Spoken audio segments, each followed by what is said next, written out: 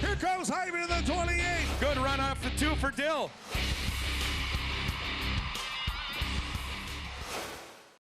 Hello everyone, the racing season is rolling right through August and we're happy you're along for the ride with us. I'm Bryon Graff, the host of FastTrax, the area's only local show devoted to local short track racing. Curt Keene will visit in just a few minutes with his Keene Observations and will introduce you to our driver guest, the defending TUNDRA Super Late Models champion.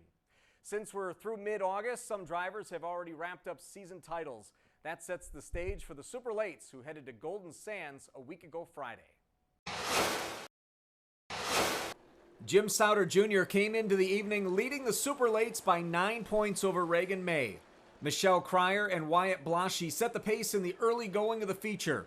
Jeremy Lepak coming on strong, but Blaschi is holding him off. Meanwhile, May makes her way to third while Sauter Jr. was in 10th.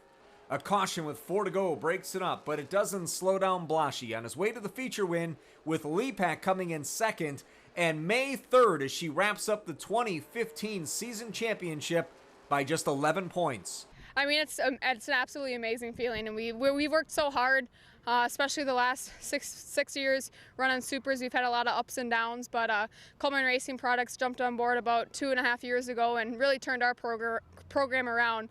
Superstocks, Rachel Callis had the early lead. Meanwhile, Wyatt Brooks, Brian Weinfurter, and Matt Rakowski have her in their sights, making their way through the field. Then comes a caution after Jeff Nowak and Matt Komatz get tangled.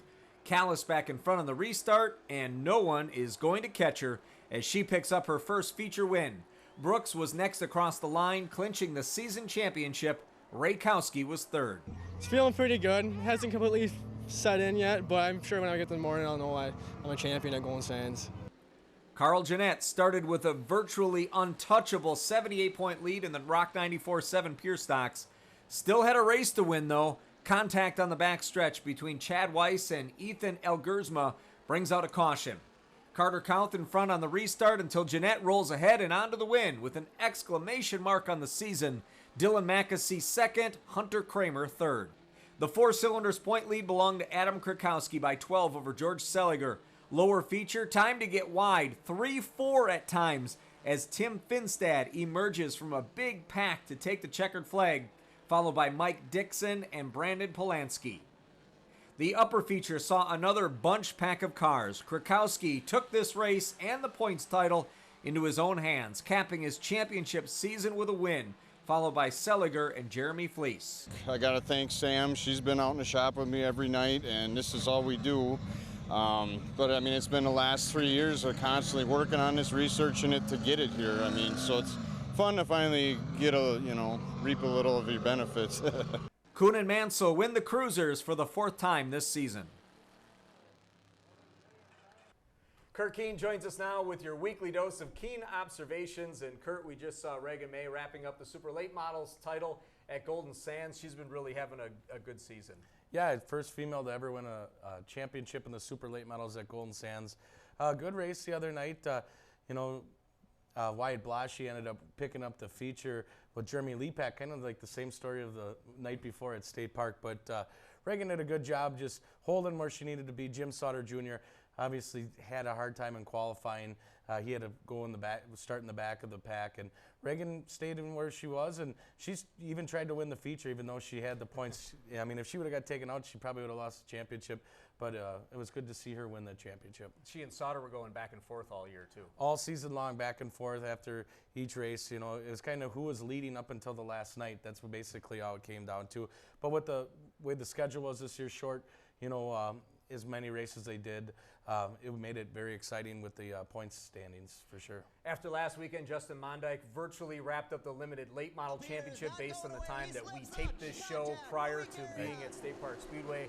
He virtually has that locked up. Yeah, he has over 100-some point lead. I think all he has to do is start, another feature. And he said he's going to probably put on the super late model tires and try to run super late models, knowing that the championship's already his. And you know, he's had a great season. Rookie in the division and winning a championship. Good for him. Can't wait to see what he does in the super late model rinks.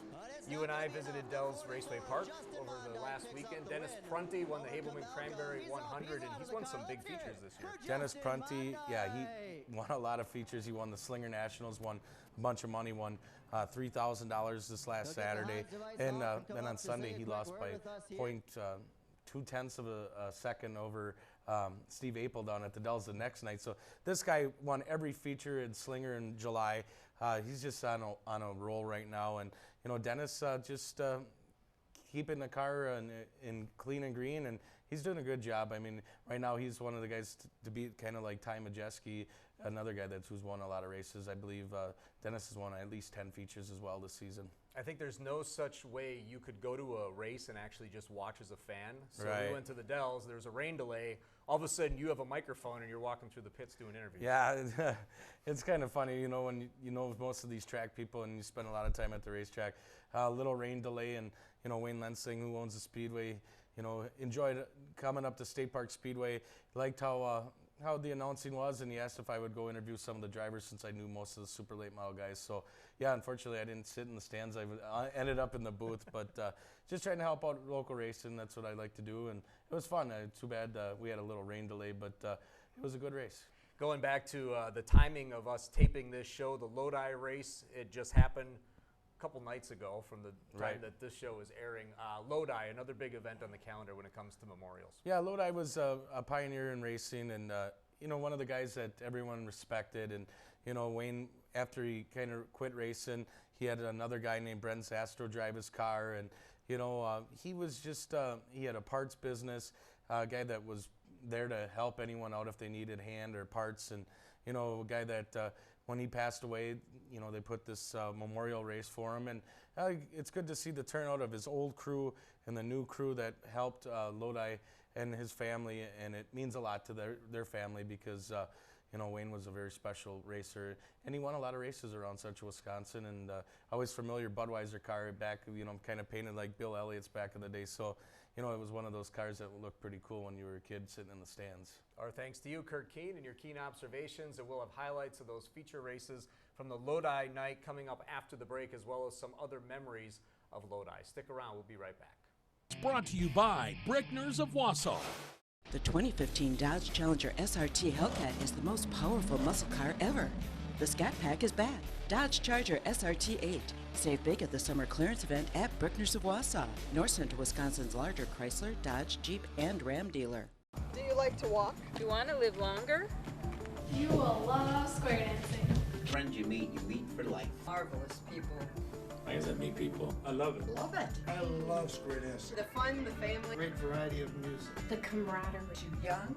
It's fun. Try it, you like it. Call 715-544-7969. Visit WisconsinSquareDancing.com for more information. First lesson free, singles and couples welcome. Country Fresh Meats. Fresh is in the name, and that's what we serve. Nothing but the freshest meat products from local farms in the area. No preservatives needed. Just your pork, beef, and sausage the way it's supposed to be. With special packages and gift baskets, you can be sure to get the best bang for your buck. We pride ourselves in tailoring our products to what you need. Whether it's for a family get-together or party, we can create special orders to fit what you need. Taste the difference quality makes. Country Fresh Meats, from our farms to you. It sits quietly, patiently, like it's stalking prey. Then suddenly, it awakens. The 2015 Dodge Challenger SRT Hellcat with unprecedented 707 horsepower at Brickners of Wausau. Welcome back to FastTrax. I'm Bryon Graff. One of the major events on the State Park Speedway calendar is the Lodi night. The races are run in honor of a longtime racer from our area named Wayne Lodi Lodholz. One of the voices of State Park Speedway, Curt Keene, has your recap. Slides it through turn 4, 2 laps to go. Here goes Dill to the high side. Dylan McAsee now to the high side of Dave Lashua, trying to make it stick. Out of turn 2, he gets his wheel up to the back wheel of Lashua. They're going to be side by side here through 4. Lashua hangs on down low. At the line, Lashua by a hair. Side by side into one. One to go. Dylan's got to run on the high side. Dave slips off on turn 2. They're dead even side by side. Advantage to Dill. Here comes Dave. He'll slide it up. They're side by side. They're going to slide it through the turn. Contact speed. Hits Dave over Dylan. Oh my. Good race. We rubbed through 3. We rubbed through 4 down the front stretch, and I got him by a foot. And, you know, no harm, no foul. It was a good, hard race. Gonna be 30 to go. Sauter over Vandergeest May. White Top. MG in 5th.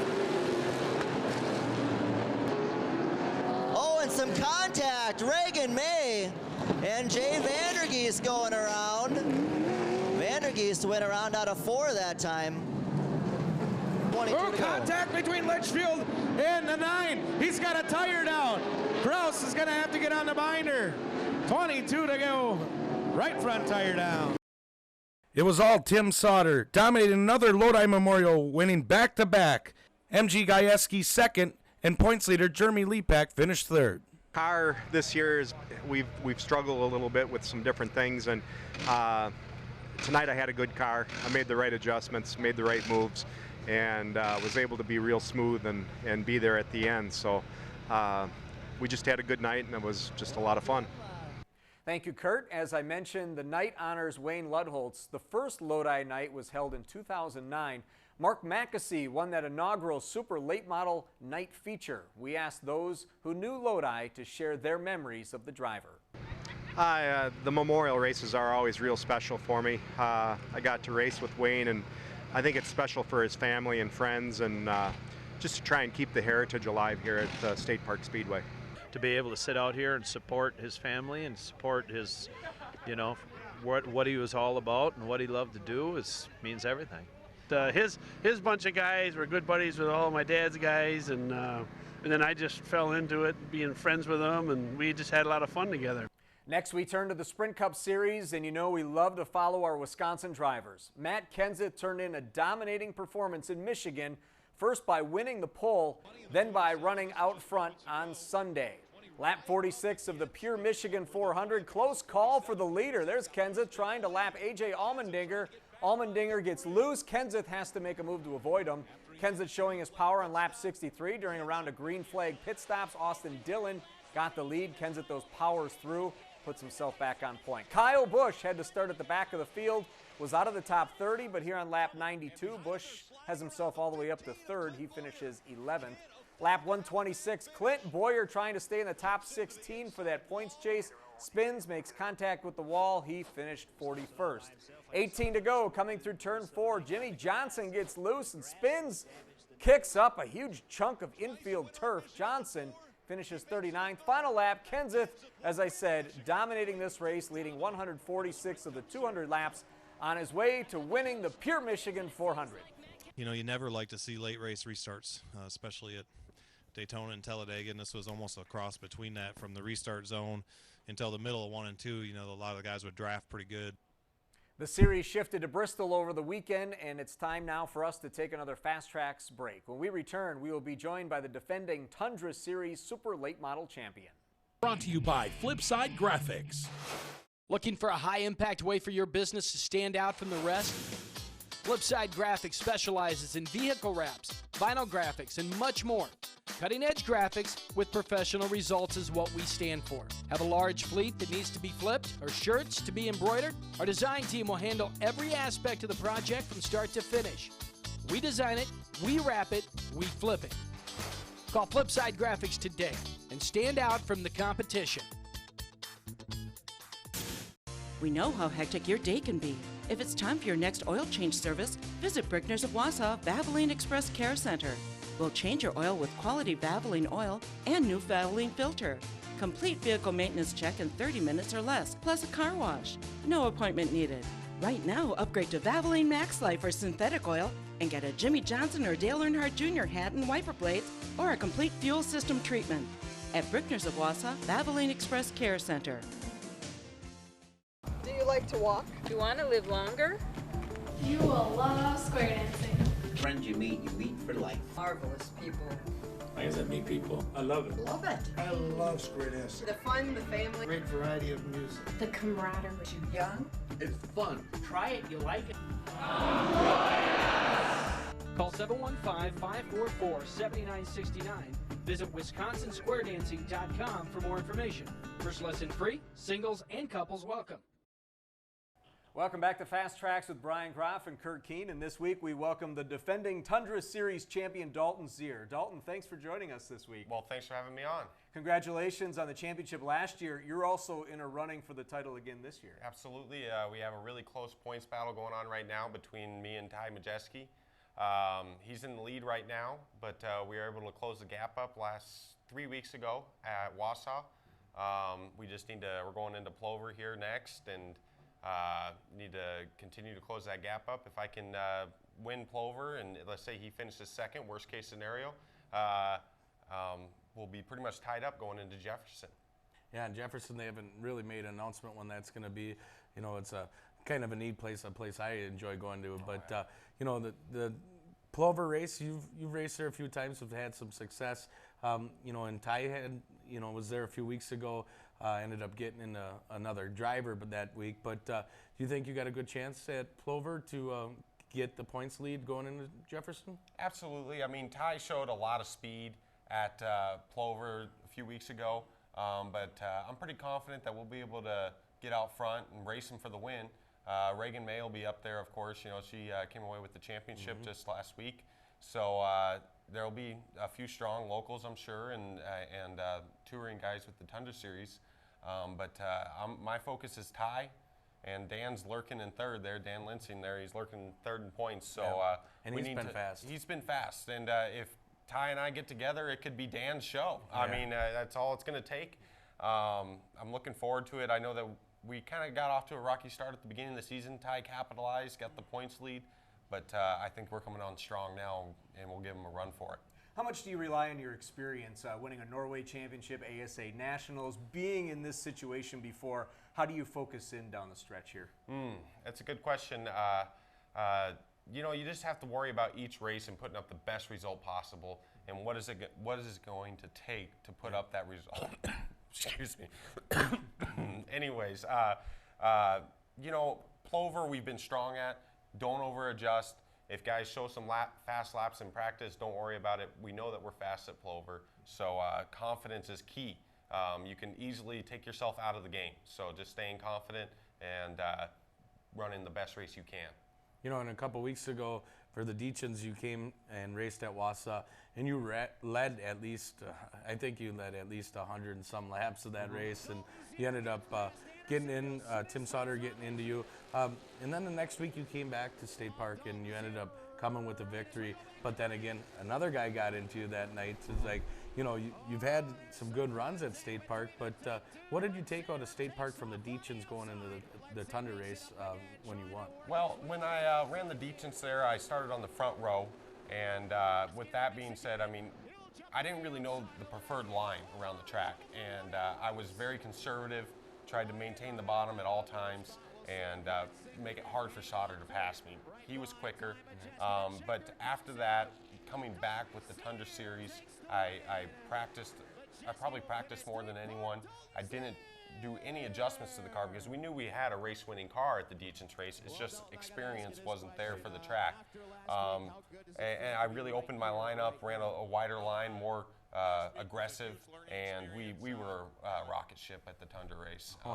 So I'm pretty confident with that. It was a good run. I would love to run that Deachins race again, get back to Wausau, run another race, run against Sauter. I want to beat him because he's fast, you know. So. And you had to come back through the back of the pack to get back to second. Yeah. That was pretty impressive. So well, that was kind of luck of the draw, luck of the fall, or whatever you want to call it. You know, there was some cautions, and I was able to move forward. So I was very fortunate in that. You've run a lot of tracks around Wisconsin. Which ones stand out to you, and how much fun is it to see the variety and kind of learn the grooves and learn the nuances at each place you go? Well, right now, Wausau is my favorite track. New tracks are always exciting because you have to relearn everything, it seems like. and what's the preferred line, what's the preferred setup, go home, work on your car. I really like that part of it, going home then a week later and making those fine adjustments and really tweaking the car. You know, I mean, you get to a track that you ran a bunch and you really dialed in. It's like I like the challenge. So Wausau's my favorite track right now, and you know, eventually it'll be somewhere else where it's like I mean, Slinger right now, Prunty's really strong. You know, you guys talked about that. I would love to go to Slinger and try and catch him. I know I'd have my work cut out for me, without a doubt, but I'd love to go there and run a season with him. And that's one of the things as well. I mean, yeah, you like those challenges, and you know, in the years past, you ran Kaukauna weekly. Norway, obviously, you pretty much won almost every feature up there a few years ago, and it seems like every year you pick a different place and focus on it. You know, and you're not from around here. A lot of people don't know that. Well, technically you are, but you're now like a local, because I think how many shows you got to run a year? At least 40. You know, I'd say mid-20s a year, each year, but I'm involved with Reagan May Racing, so I'm at the track. I'm at least at 50 events a year, either working on a car. So it's not just racing, driving the car. I'm also helping other drivers at the track, so I get to do that tweak during the week and really focus on the setups and learn at each track. So, you know, it's a lot of exciting ways. I'm at a lot of races each year. And where are you from? Well, I'm originally from Idaho. I lived my first 10 years of my life there, and then moved to Florida for 10 years, and then up here in Michigan for the last 4. So calling anywhere home, you know, I got family everywhere. So. And then in the winter, you go back to Florida and race, right? Well, I do a little bit of road course racing these last couple of winters, which keep me sharp as a driver. And I'm hoping to do some oval racing as well this year at New Smyrna during speed weeks. Wow. So he doesn't spend enough time in a car. We got him to drive to Wausau. Right.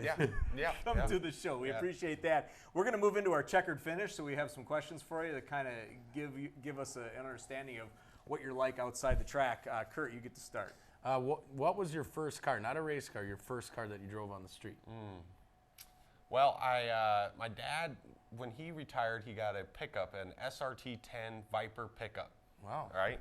So I pretty much stole that. Oh. You know, that was, but except for when it was out of gas, I would take the dually. So that was pretty much my first driver. Yeah. That would be my first driver. What would be your dream car? Dream car?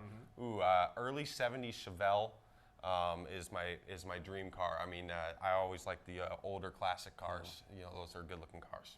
And what was your first job? First job.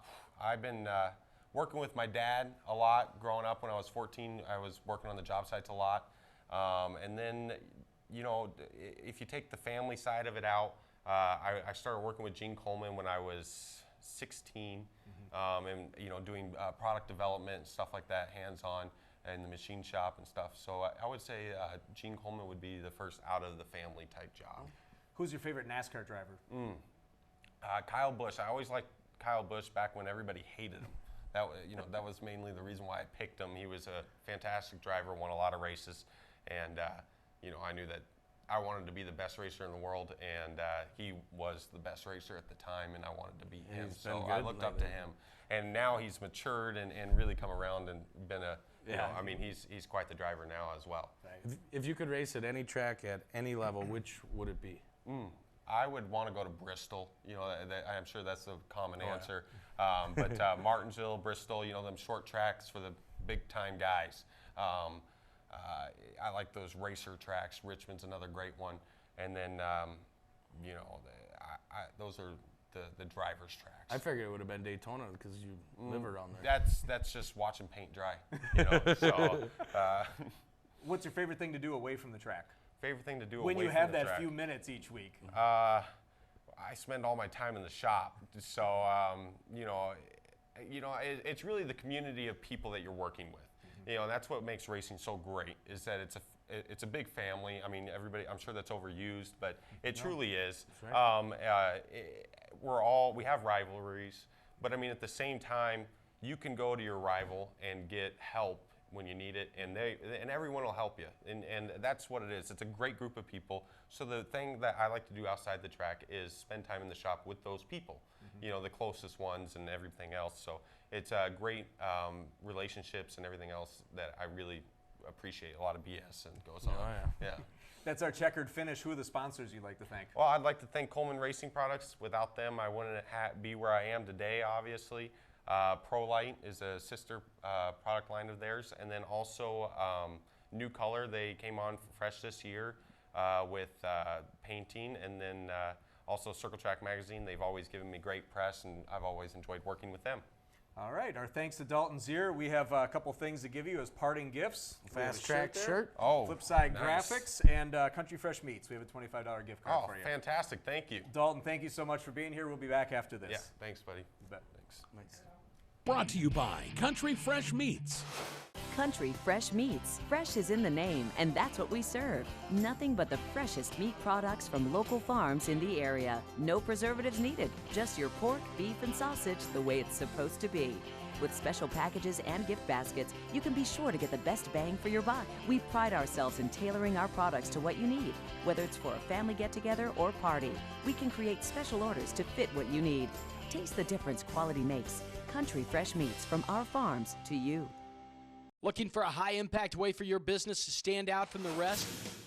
Flipside Graphics specializes in vehicle wraps, vinyl graphics, and much more. Cutting-edge graphics with professional results is what we stand for. Have a large fleet that needs to be flipped or shirts to be embroidered? Our design team will handle every aspect of the project from start to finish. We design it, we wrap it, we flip it. Call Flipside Graphics today and stand out from the competition.